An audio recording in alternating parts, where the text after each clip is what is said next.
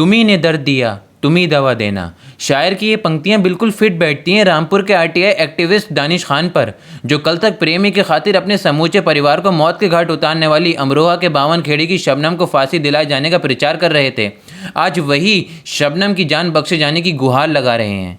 उत्तर प्रदेश के अमरोहा ज़िले के 52 खेड़ी की खलनायिका शबनम को फांसी दिए जाने की चर्चाएं बड़ी ज़ोर शोर के साथ शुरू हुई थीं। ये चर्चाएं इलेक्ट्रॉनिक और प्रिंट मीडिया की सुर्खियां भी बनी थीं, लेकिन उसको शीर्ष फांसी दिए जाने की मांग करने वाले सोशल एक्टिविस्ट दानिश खान का मन अब पूरी तरह से बदल चुका है और उन्होंने अब उसकी फांसी की सज़ा को माफ़ करने की गुहार राष्ट्रीय मानव अधिकार आयोग से एक याचिका के माध्यम से लगाई है। हालांकि याचिका दर्ज होने के 24 घंटे के बाद ही आयोग ने उसे पूरी तरह से खारिज कर दिया है। आइए दिखाते हैं क्या है पूरा मामला। शबनम पिछले दिनों जब रामपुर की जेल में बंद थी तो उसका बेटा जेल पर मिलने उससे आया तो सभी लोगों की निगाहें उस पर टिकी थीं, जिसके बाद मासूम ने अपनी मां की फांसी को रुकवाने के लिए राष्ट्रपति से मीडिया के माध्यम से गुहार लगाई, जिसके बाद सोशल एक्टिविस्ट दानिश खान का मन बदल गया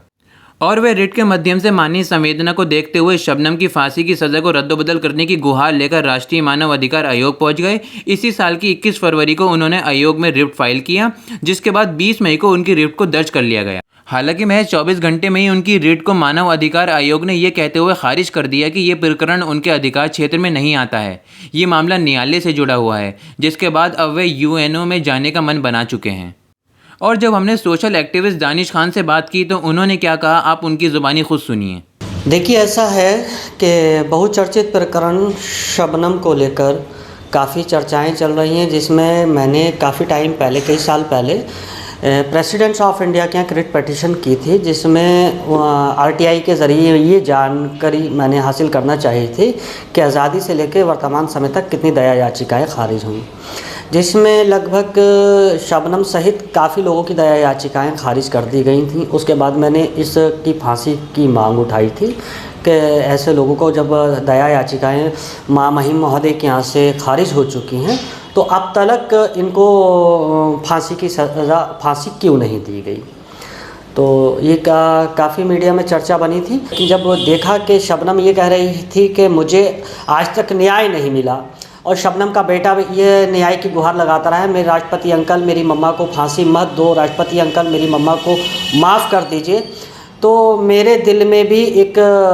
दया आई और मैंने एक बार मानव अधिकार आयोग से पत्र लिखकर, जो पत्र मैंने 21 फरवरी को लिखा था, उसमें मैंने ये कहा था एक बार शबनम को फांसी देने से पहले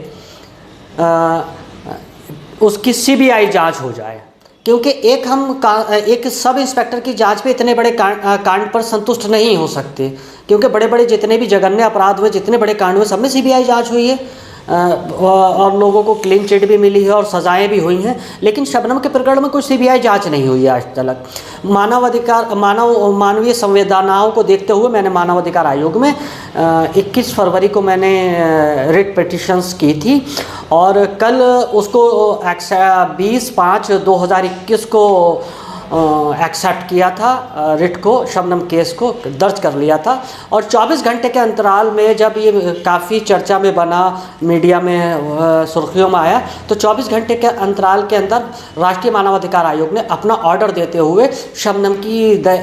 फांसी से रिलेटेड याचिका को खारिज कर दिया और अपने अधिकार क्षेत्र से बाहर बताते हुए, न्यायालय के अधिकार क्षेत्र को बताते हुए मुझे आज ऑर्डर भेज दिया 12 बजे। अब आप क्या करेंगे आप? देखिए, ऐसा है, अब मैं इसमें राष्ट्रीय मानवाधिकार आयोग को भी लिख दिया है, एक बार मैं चीफ जस्टिस ऑफ इंडिया को भी पत्र लिखूंगा और